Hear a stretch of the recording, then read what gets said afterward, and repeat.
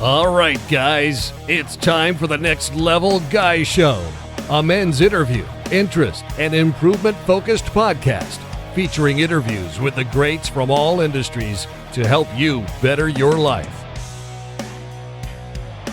Each week, a new episode features an interview with one of the greats, covering all aspects of their story, from life hacks to tips and protocols that have allowed them to live life on the next level. We then highlight concrete action steps that you can use to improve your life. And now, your host, Ian Dawson Mackay.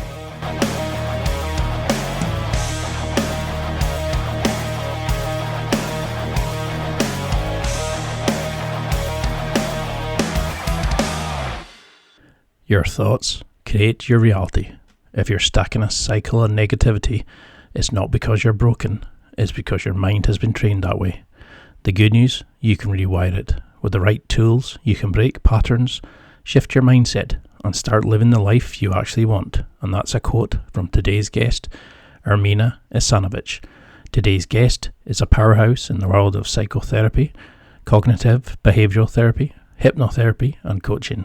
Ermina isn't just a skilled and compassionate practitioner. She's someone who has lived through life's toughest challenges. As a child war refugee, she witnessed firsthand how resilience and mindset can make or break a person. This experience ignited her passion for psychology and helping others unlock their full potential. Today, Ermina works with anyone from CEOs and surgeons to stay-at-home parents, guiding them to overcome self-doubt, manage stress, and break through limitations. Using a unique blend of cognitive behavioral strategies and hypnotic techniques, she empowers clients to transform anxiety, boost confidence, and rediscover their true, authentic selves.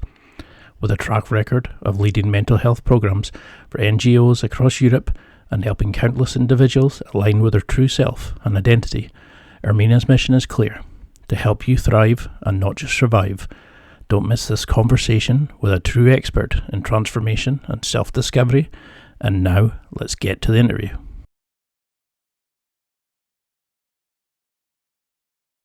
If you had to give a quick introduction, you're a star, you're changing lives, you're helping so many people. How would you explain who the great is? How you're being a superstar and helping so many people? Well, thank you. That's a very flattering intro. I don't know if I'm a superstar at all.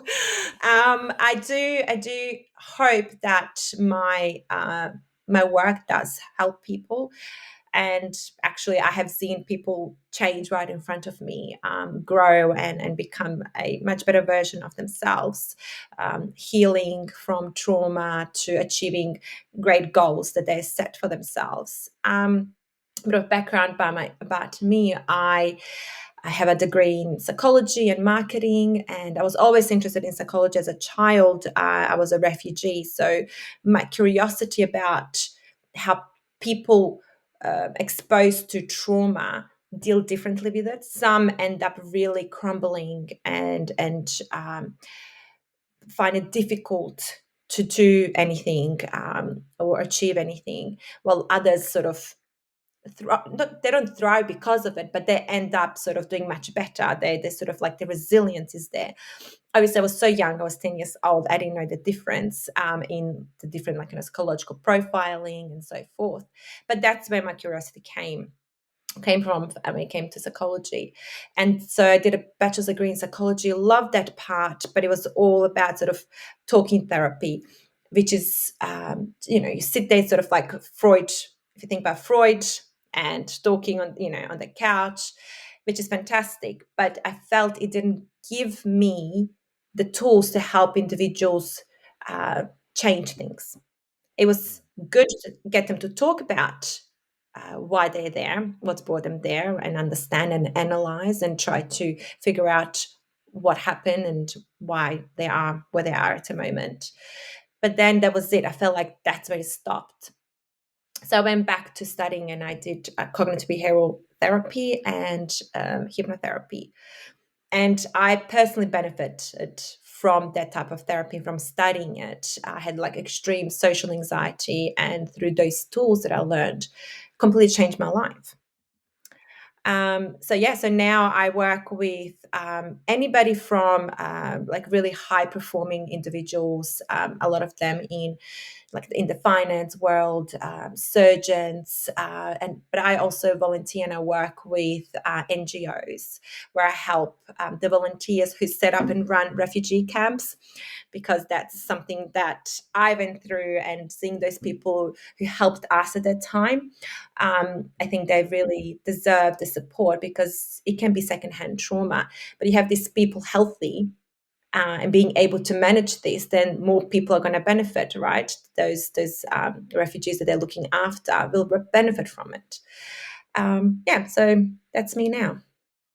I love it because I've used cognitive behavior therapy myself and a bit of NLP, and I've seen such a benefit from it. But I also found during talk therapy, sometimes you keep the problem alive. Like you're saying, it's not a solution, it's Yes. discuss it, but it's not always how to fix it. And a lot of times, men particularly need, very concrete action steps. I mean, you talked there about your time as a refugee. How do you think that gave you that resilience to kind of resolve it? What would you say to somebody who's a loss of identity or a loss of focus, going through something similar? How would you, like, what piece of advice would you wish you had then?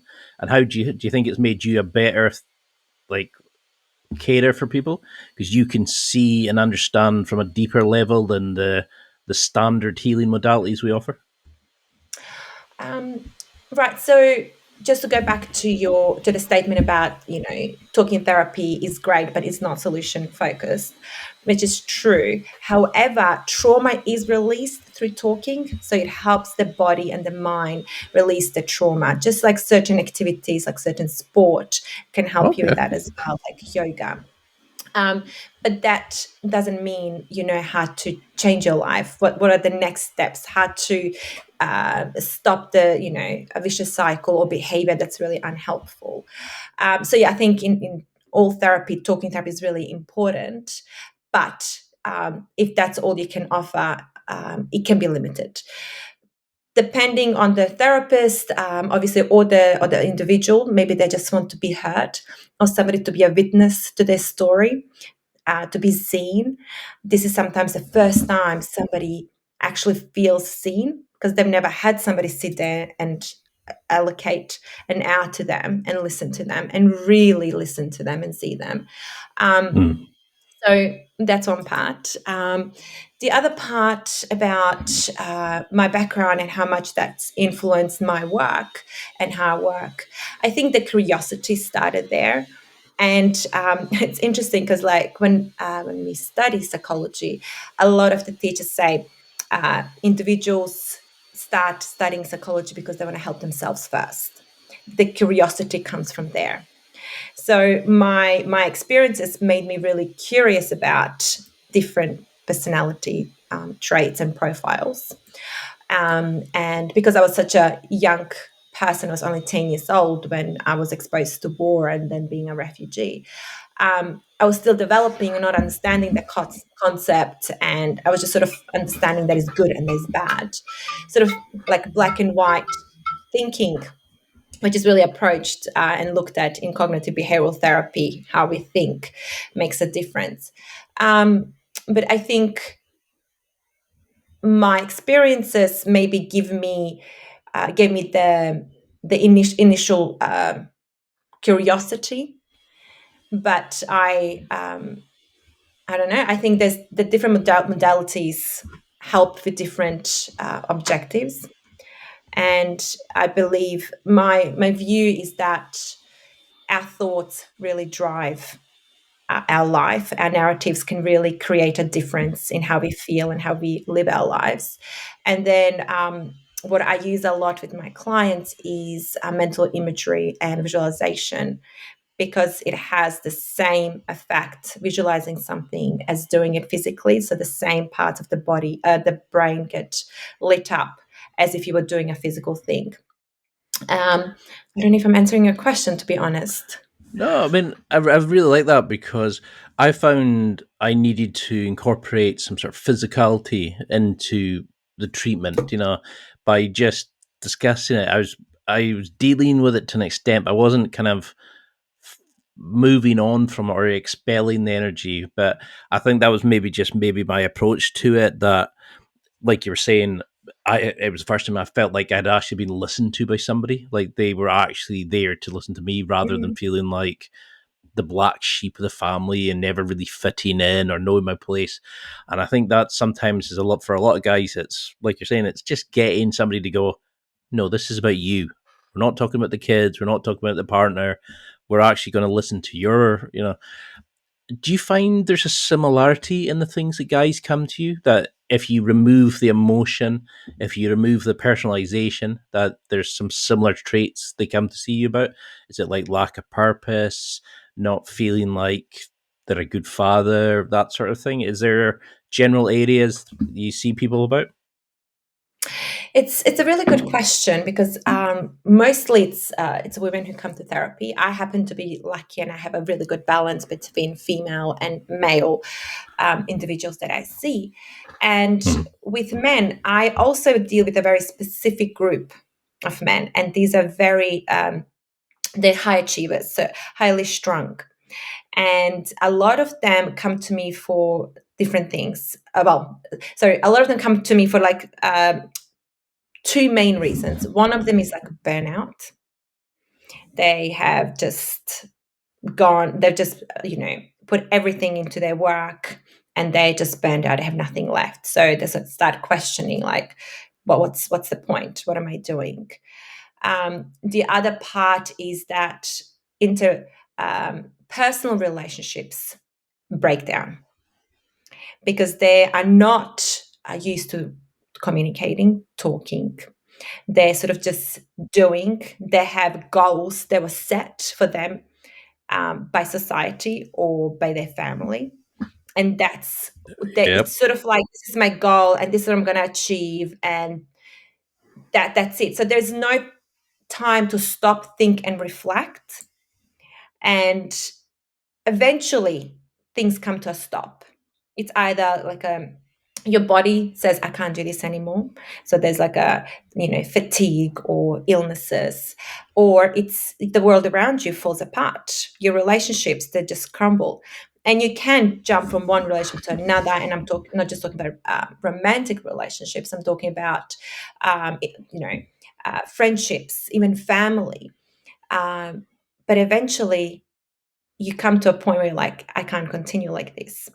So men tend to be forced into therapy. They realize, well, this can't continue. Whereas I feel like with females, I had a really amazing client come to me, and she said to me, I've decided to do therapy because everything's good in my life. And I'm like, right, this is very refreshing. She said, yeah, because now I can do the deep work. Before, when things are not good in your life, that's when most people think of going and doing therapy, because you're putting out fires, right? My job is really bad, or my relationship is really bad, or my confidence is really bad.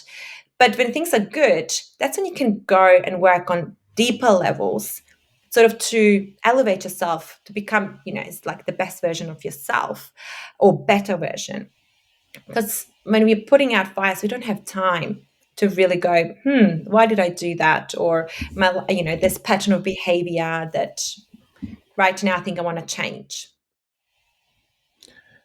Because it makes a lot of sense, because when you think about it, it's like the only time I actually asked for help or went to the doctor was when I was at the wit's end, or I was broken, or I was just Mm, thinking like how you could be speaking about me there, of like that. I know mm, friend girls who've gone because they want to make sure their next relationship is better, or they want to continue feeling as good as they are. Where a guy, it's literally, I broke my leg, I can walk it off. Oh, my leg's hanging off. I'm sure it'll be fine. I don't need to go to the doctor. We'll do anything to avoid it, and we usually go at our worst point. Have you seen a kind of move now? Are guys kind of slowly moving towards like talk therapy, coming to see somebody? Because we all before used to go, I'm feeling depressed. The doctor would give you tablets and that'll be it.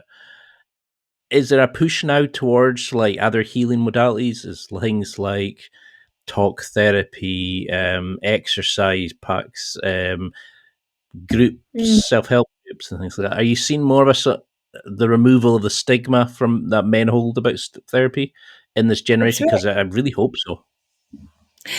I know you would think so as well, right? Because we just went through huge life change. We all went through the pandemic, right? Mm. We all had, suffered mentally through that period, and then society and the government made therapy sort of like a norm, right? Everybody needs to go and have support.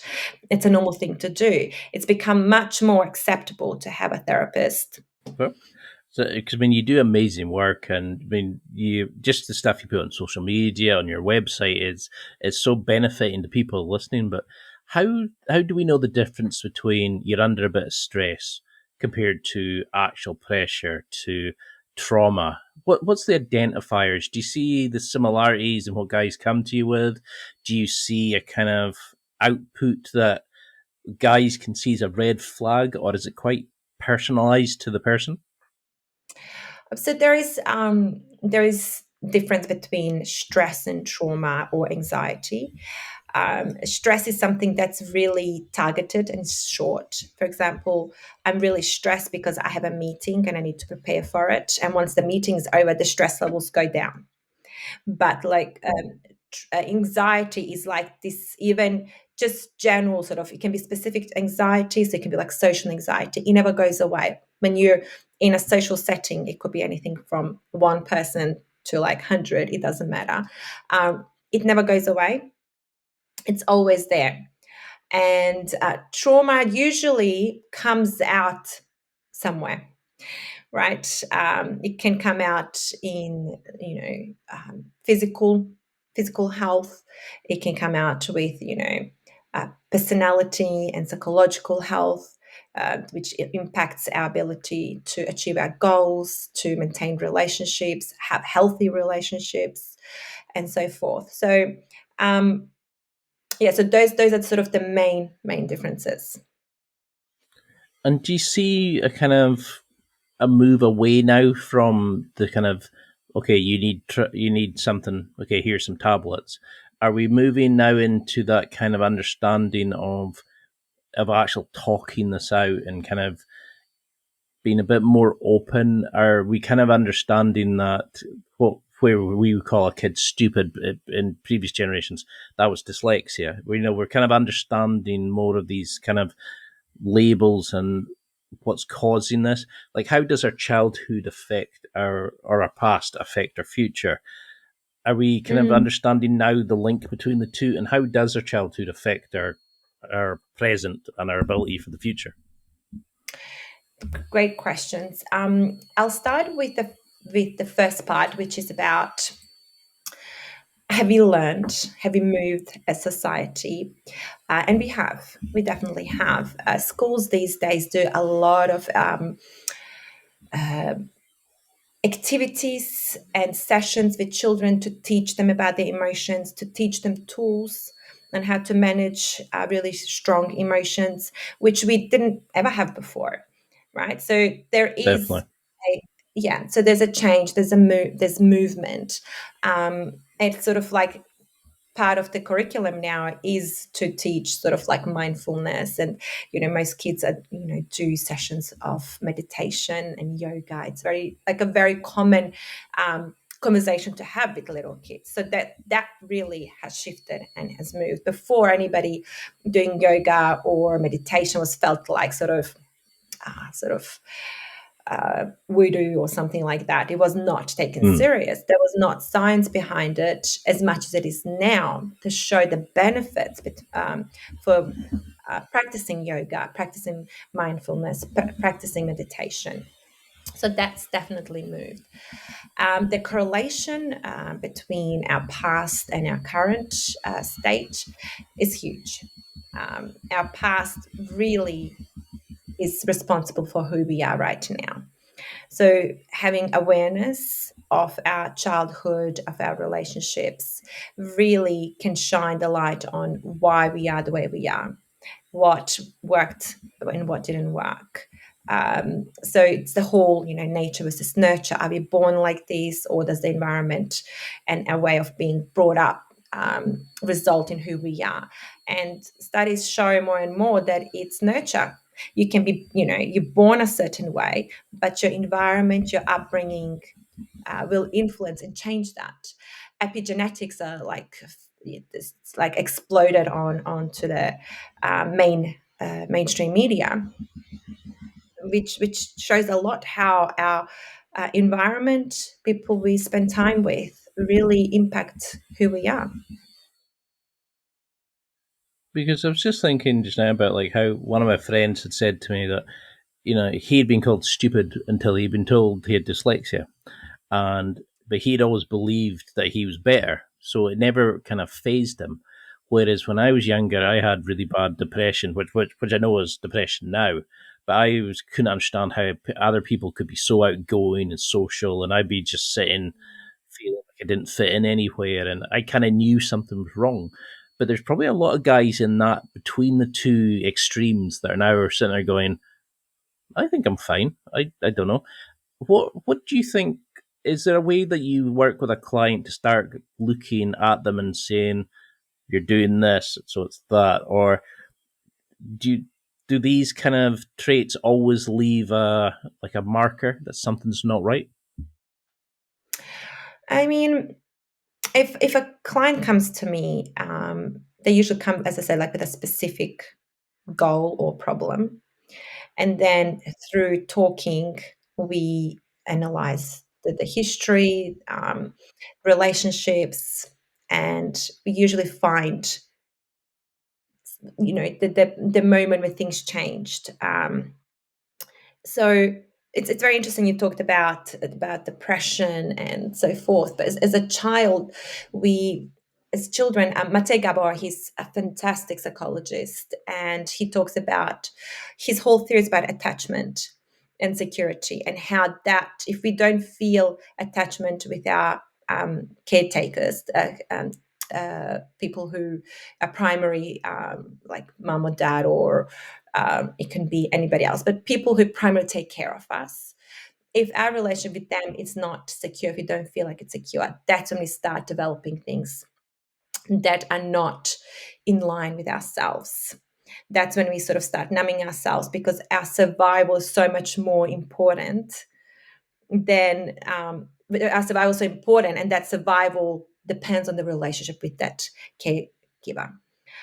So sometimes we need to be made sort of really small, or really like helpful, in order to create that safety, which then you end up breaking away from your true self. You end up sort of suppressing your own real inner voice, and start to create these things, sort of like artificially behaving, because you think this is what's going to keep you safe, because that's the attachment, in order to create that attachment. That makes a lot of sense because you're probably getting a lot of people just now nodding their heads, going, "Ah," because we see how we do it is unique to the family setup, whereas a lot of times it's just our ability of stay safe. It's like our brain is just trying to keep us alive and to fit Yeah, in because it doesn't want to be kicked out the community. Because back in the cavemen days, you'd have been killed if you weren't in a community. yeah, You could buy saber-toothed tigers if you're on your own out in the wilds. And yeah. is that why we struggle then to put in like healthy boundaries? And a lot of times we just put up with crap from people. We work ourselves out to kind of fit in to keep people happy. How do we start establishing no, I need self-care, I need to be healthy? Just that when that person comes to you and says, I'm physically sick because of the amount I'm working, how do you say, okay, we're putting this block in like a dam in just now to let them start getting healthy? um it's about starting to really tap into yourself.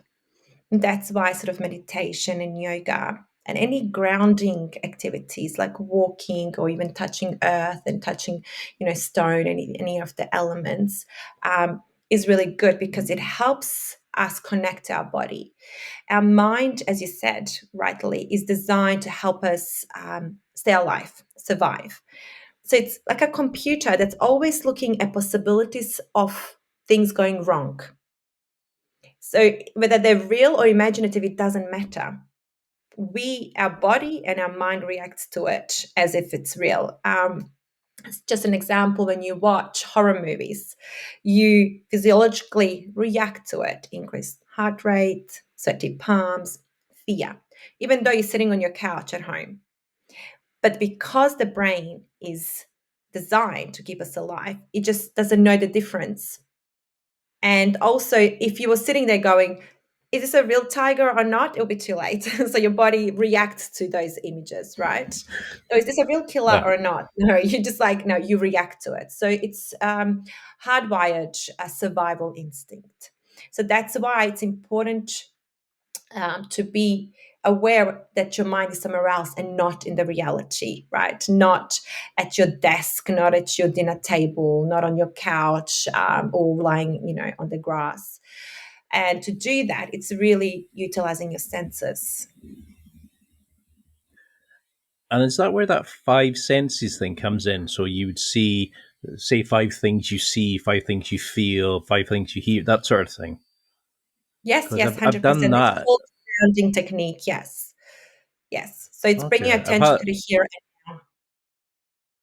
yeah, because that really helps, especially if you're hyperventilating before doing like a speech or something. I found that really Mm, helps when you're feeling really panicky.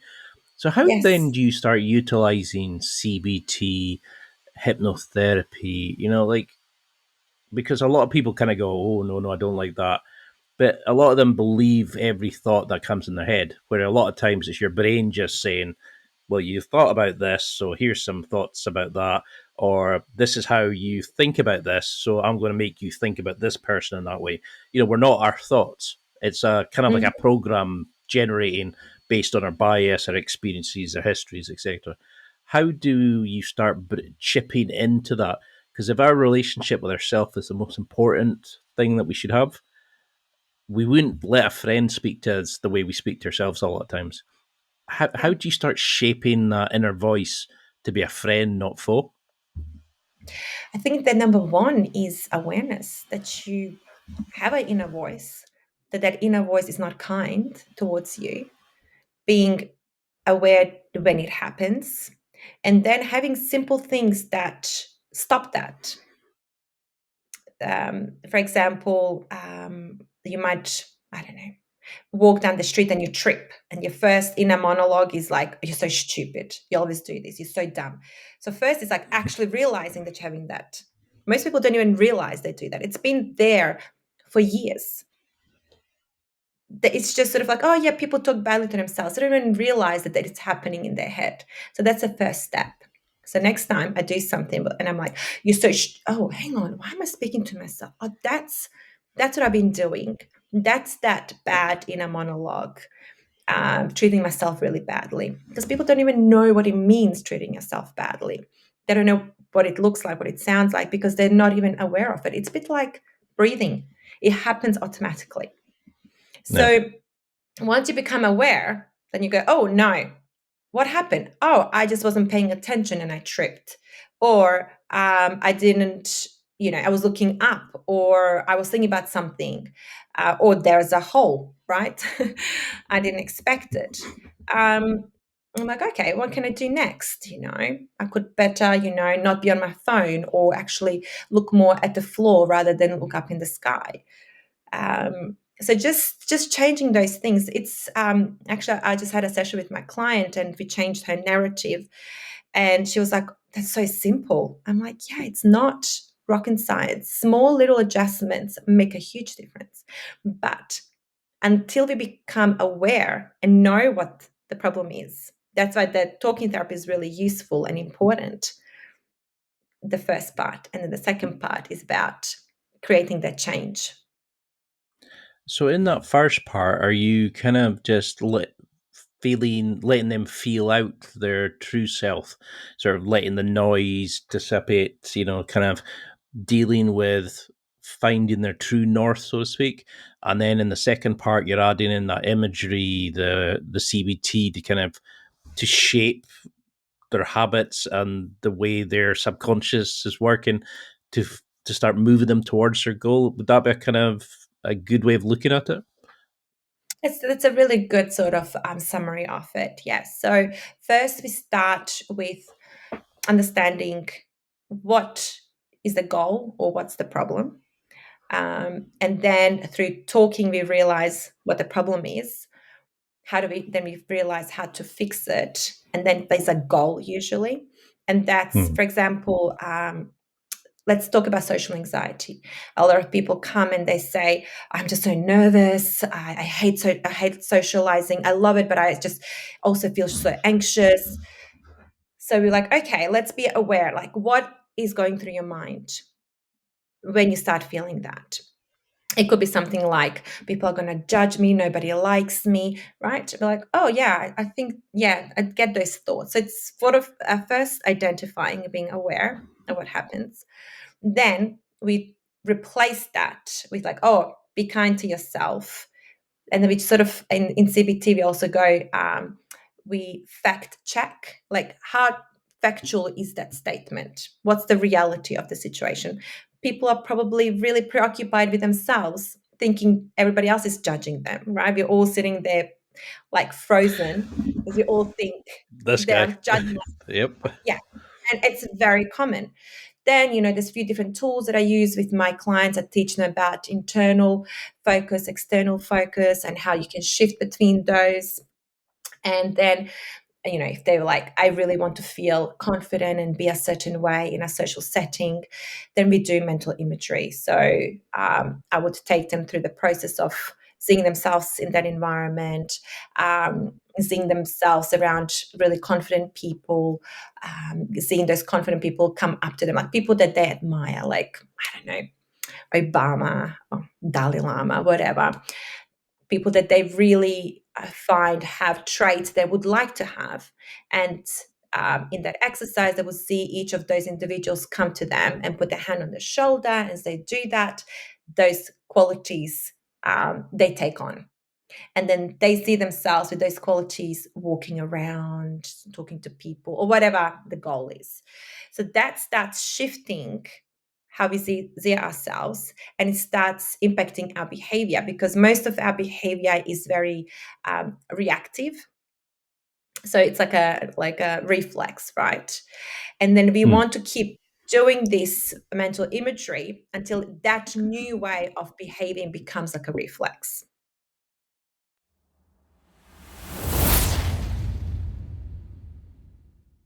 It's time for a quick break.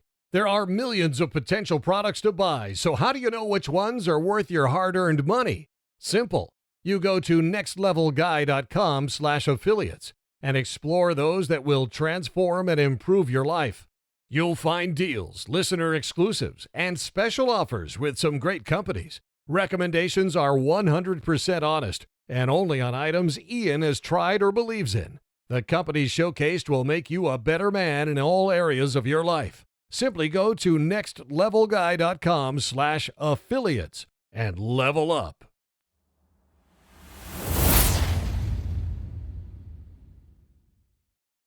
God, I wish I'd spoken to you when I was back in the day, because the guy I initially spoke to was just, how does that make you feel?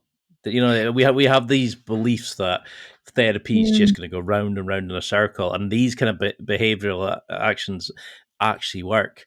And I really like that idea of the visualization, because was it to say that visualized reps are almost as good as reps you would do in the gym? Your body Yeah, can't, your brain can't always work between the two, so it can see one like the other, so you can actually get mental reps in as much as physical. So how, 100%. but you said there about the reaction. A lot of guys are like, yeah, but the second I start trying to change, I self sabotage, I feel fear, I panic, because that's your unconscious kind of going, whoa, whoa, whoa, we're breaking our programming here, back up. How do you get past that initial fear, or it's like you're changing your core self? This is why the mental imagery and hypnotherapy is really good, because you do it in your mind, and because the mind doesn't know the difference between reality and imagination, it takes it on as a reality. So is it is as if you were doing that in real life. So that becomes much more, so it creates new neural pathways, right? So let's say this has been the path you've always gone down. Like somebody looks at you and you go down that path of like, oh, they don't like me, they think I'm stupid, whatever. And then you're like, no, we're creating a new neural pathway. And we have those thoughts, we behave like this. When we're in social settings, we think like this, we put the attention out. So you are constantly creating, now you start creating a new path. So when you come to that intersection, somebody looks at you, it's easier to go that way I like because that. it's I like that. quicker. Yeah. So CBT would shape would sort of deals with that inner voice, the way it kind of starts changing the programming, and the hypnotherapy would actually work in conjunction with that to then take you on that new path. So how do you work between the two? What's the kind of the split, or is there something that people listening could start doing as a little kind of exercise they could do in their own lives? Or do you need to start working with somebody to kind of get into the deeper levels to really make a difference? I think that um, visualization is something that can change anybody's life. And it's about tapping into the emotion.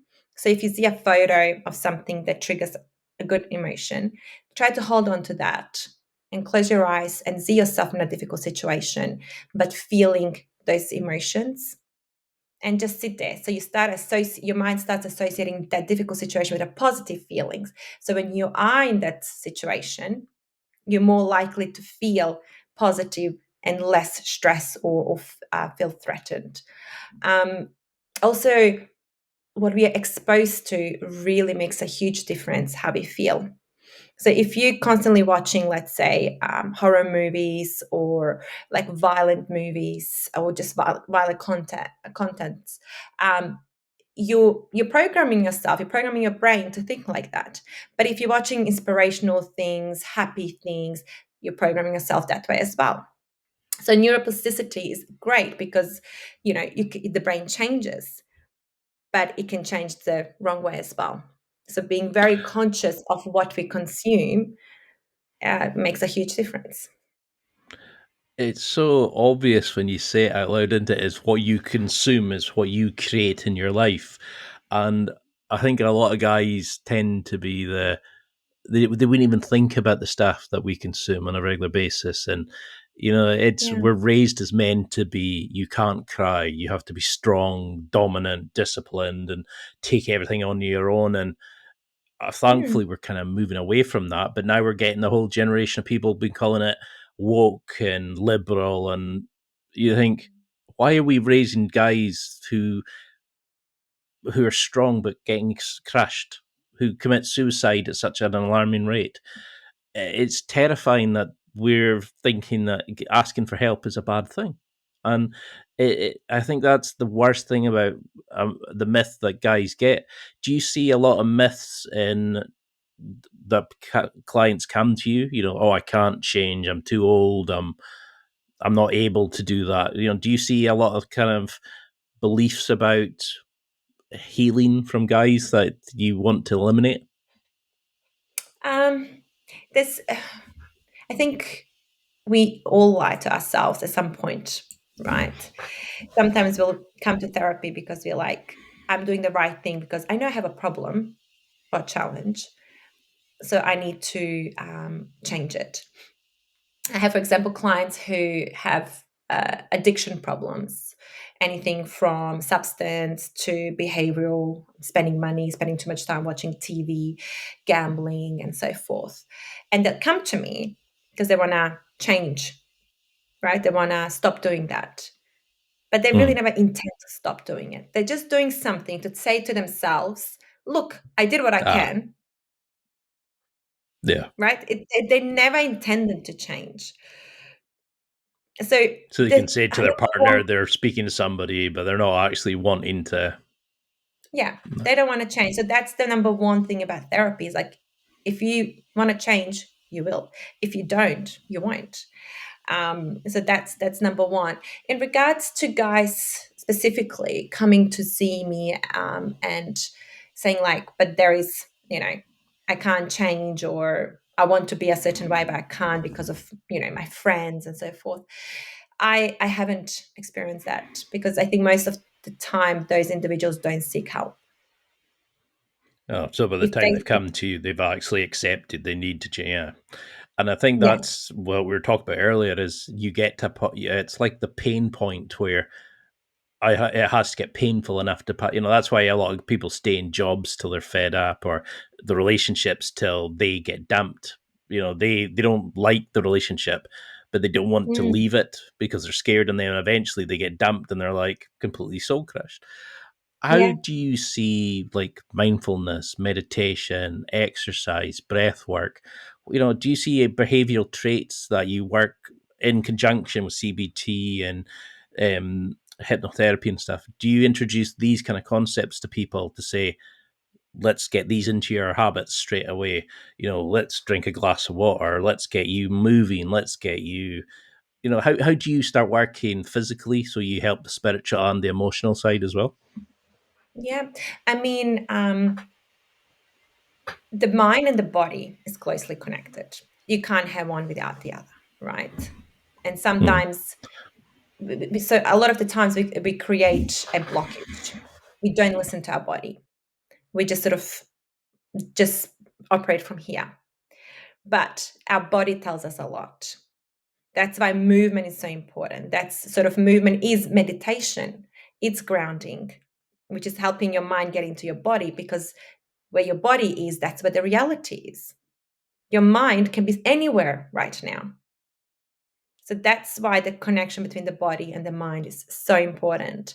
And yes, a lot of the times with my clients, I work and give them sort of homework or tasks to do between sessions, which is go for a walk, take photos of this, collect these, different flowers.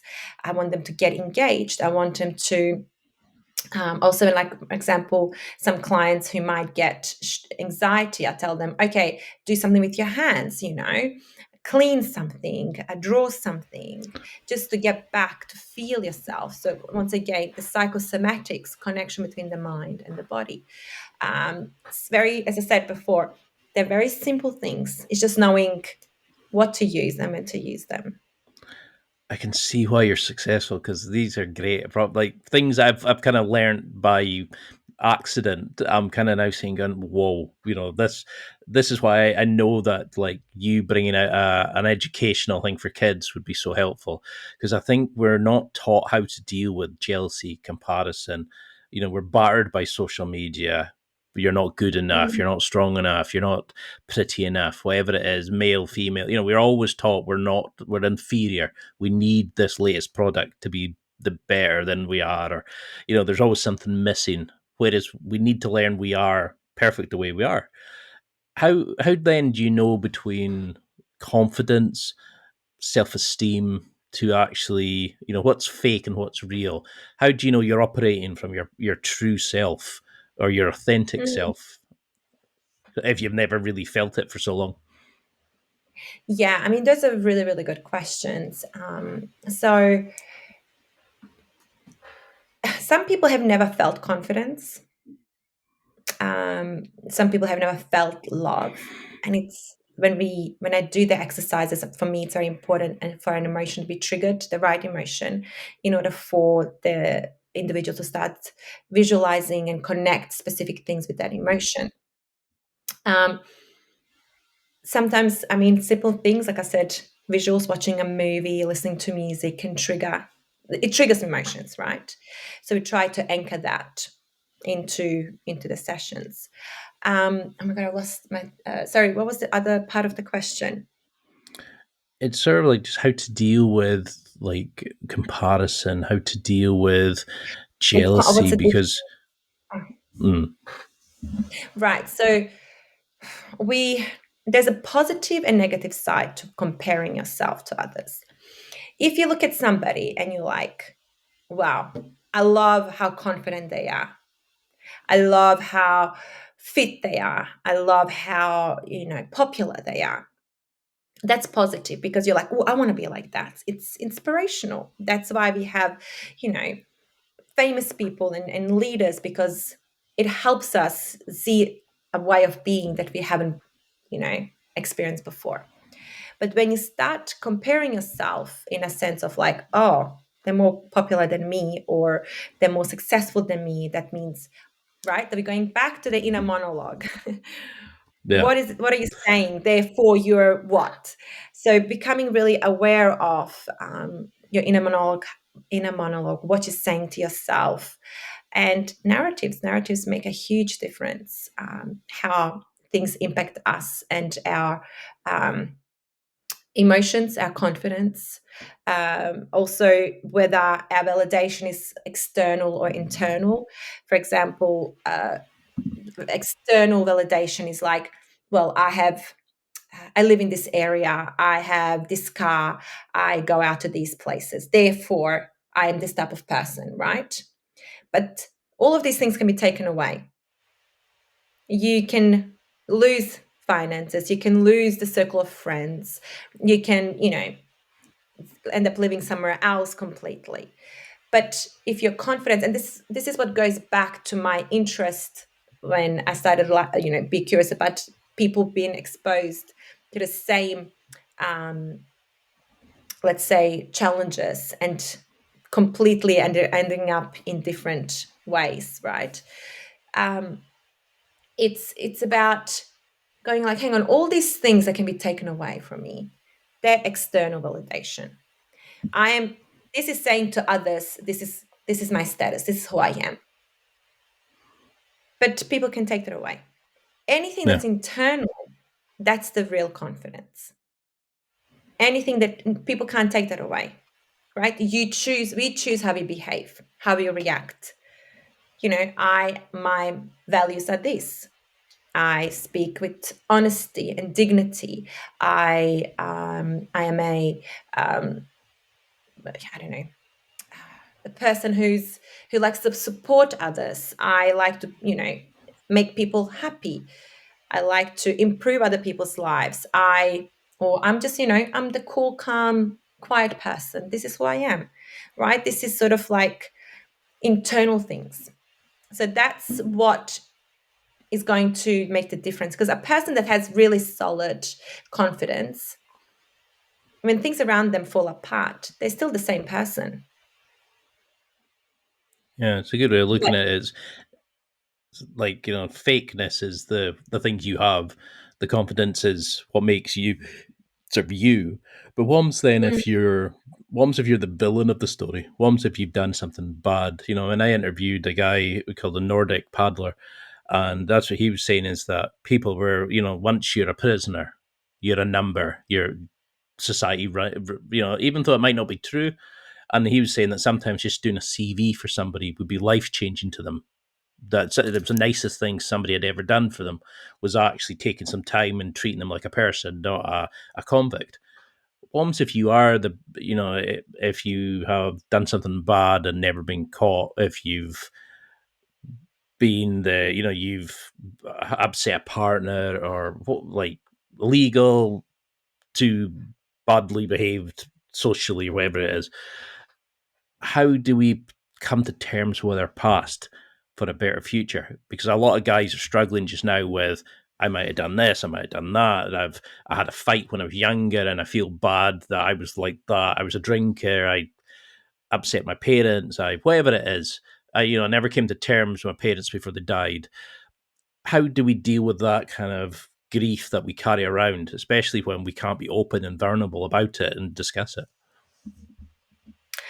Um, I think number one is forgiveness, forgiving ourselves for not knowing better, Hmm. right? That's all we knew at that moment.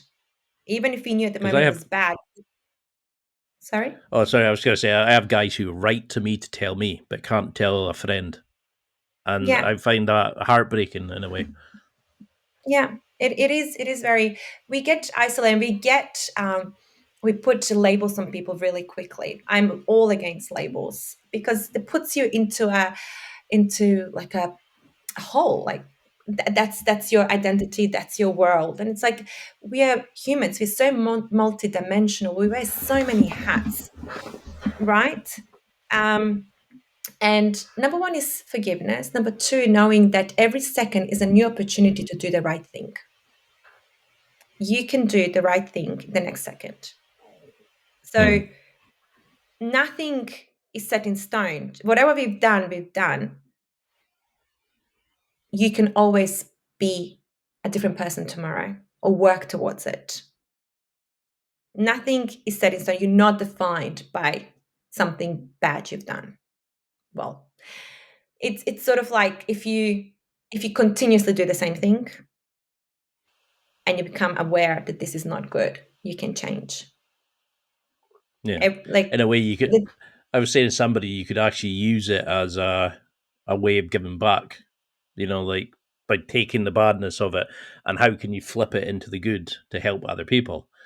But I didn't know, yeah, was that good advice to give to people, or I mean, if you have learned from your experiences and you don't want other people to make the same mistakes, that's fantastic. You can teach people, young men, how important it is to talk, how important friendship is, how, you know, men usually making fun of each other just shows that them hiding their true feelings. It's a way to deflect how they feel. And, you know, it just shows that if they had insight into themselves, they would never make fun of others for being hmm. vulnerable or for being open. Um, so yeah, and sort of learning that other people's actions are a reflection of them, not you. Because I said, like every second we choose what we're going to do, how we're going to say. We can't choose what emotions we feel, but our actions we can. So how do, because we're very sort of social animals, we need to be part of a community, a group, etc. How then do we start connecting to people in a deeper level rather than this shallow kind of, oh, you've got jeans from such and such, oh, you silly, I've got a much better brand, or what, how can guys connect in a not the superficial level that you see a lot of guys doing currently? How do we build deep friendships?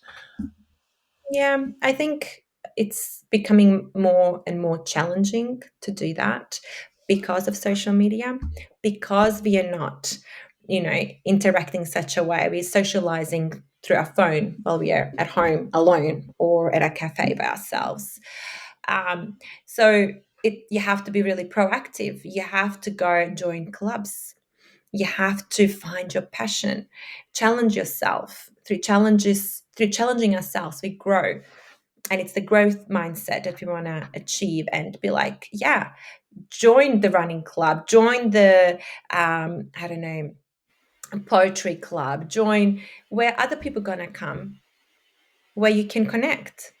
And that's how we create connections. And that's, having something that we have in common, a passion, a hobby, helps us connect. It's just got to be proactive about it. I like that. I like, because it's you usually have to take the first step, but it's like Steve Cam said, it's that berserker 20-second of confidence. Just have that rage of confidence to sign up, and it can be life changing. But a lot of people are terrified, and it's that just overcome that little initial fear, and it can Yeah. change your entire life. So if we had to sum this up, because I know we're tight for time, but I mean, I think we're just getting into it. I'd love to have you back on and kind of go into the deeper areas. I'm trying not to go down rabbit holes and personal issues and stuff. But No, no, it's if it's somebody, it's natural. I mean, Sorry. what would you say to somebody to kind of say to them, like, this is what I want you to do? If I had you to come back in a month and listen to this again, this is how I'd like you to do. Have you got like a kind of an exercise anybody listening could do, is to, apart from signing up to work with yourself, how would you get them to come back and say, that's your homework, you did an amazing job? Is it start setting boundaries? Is it confronting the boss? Is it taking one step a day just to kind of tap into your values, write them out and then start trying to live more by them? How do we kind of start incorporating CBT, hypnotherapy, working with a therapist into our lives? How do we pick a good therapist? How do we Like how do we take this forward as a useful tool? So I think it depends on the individual, where they're at, what their challenges are, what they want to achieve. It's difficult to have like an overarching sort of advice or exercise to do. Um, I think if you feel stuck, no, you're not learning. A lot of the time, you feel stuck because we have no fuel, like our fuel is empty.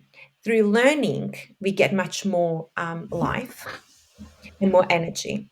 So, learn something new, do something. Um, that's fine, for example, for people who have the energy to get out of bed and go to work and so forth. But the people who are like really struggling to get out of bed, do one task at a time. Put three things for yourself to achieve today. Only three.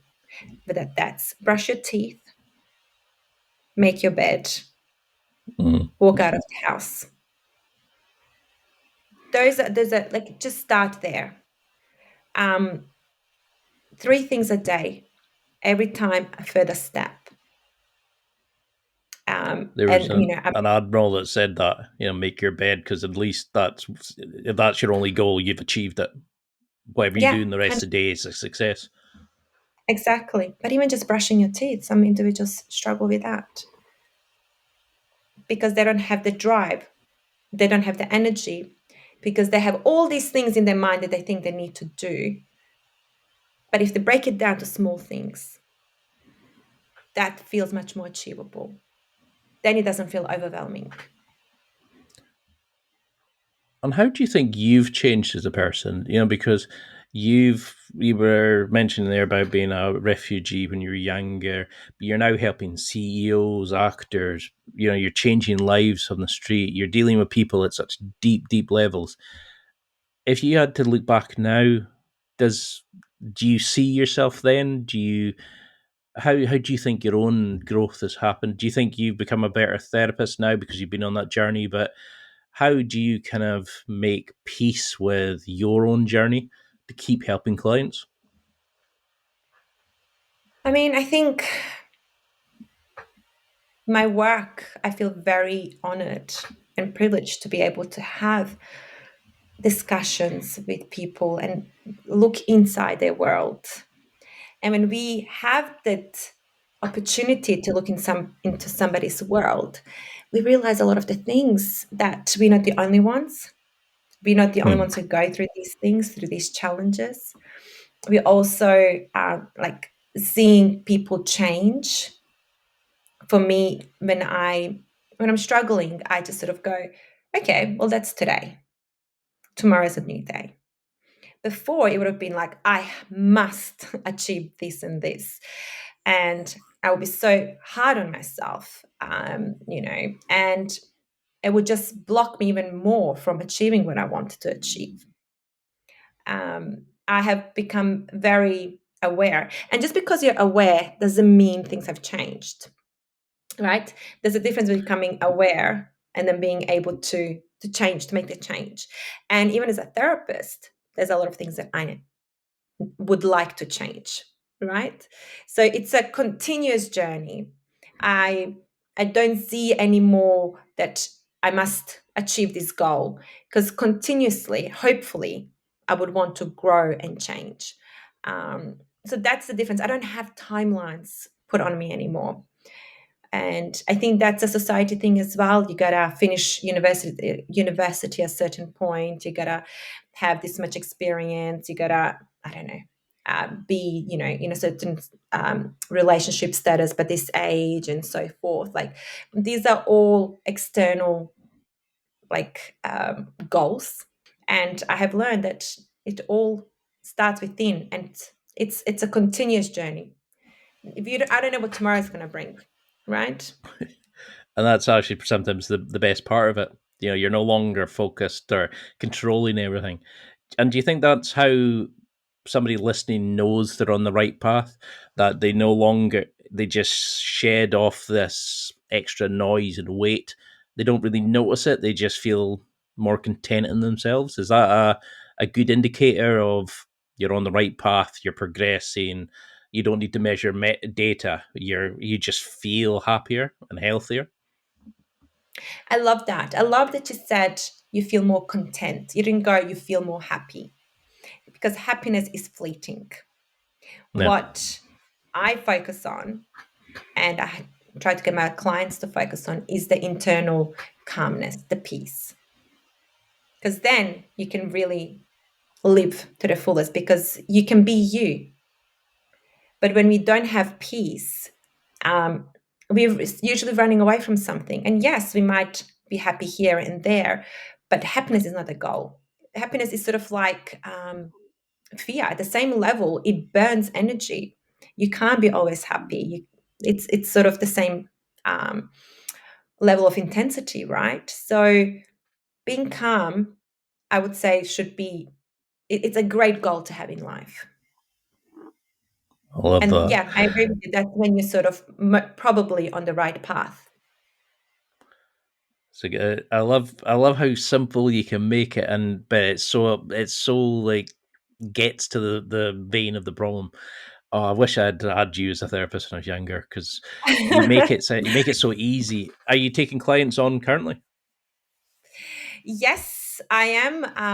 I am doing that. I am obviously taking time off during the Christmas and New Year's, but yeah, I do have some openings, and I am working on some other projects, more group things, to help sort of share this and spread a word on a larger scale. So that's something that's in the works as well. I would love to see some information products, some TED Talks. I think I would love to have you back on, because I think we're just sort of touching the surface on a Love lot to of be this back. stuff, and Yeah, there's so many rabbit holes I'm trying to avoid going down. But what would you want people to I know. take from this? It's a kind of a summary, or just a thing to remember from this. What would you want them to take from it? Just take one step at a time. Like every day, just one step at a time. Don't rush, don't run. As long as you're moving forward, that's all that matters. And yeah, be really aware of your inner monologue, which is how you're treating yourself. I mean, that's more than one, but the other one, I would say, be really aware of what you're consuming visually, and also sound wise, audio. And So how can people keep in touch? How can we, just follow along this amazing journey? How can we get in touch? How can we sign up to interest in working with you? How can we find your websites, your social media, etc.? yeah, so you can reach me on my website. I have a website that's it's mentalimagerytherapy.com. So you can get in, send me an email, and we can go from there.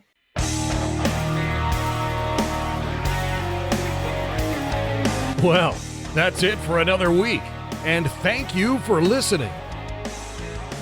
It's now time to take what you've learned and use it to develop and enhance your life with the key points mentioned.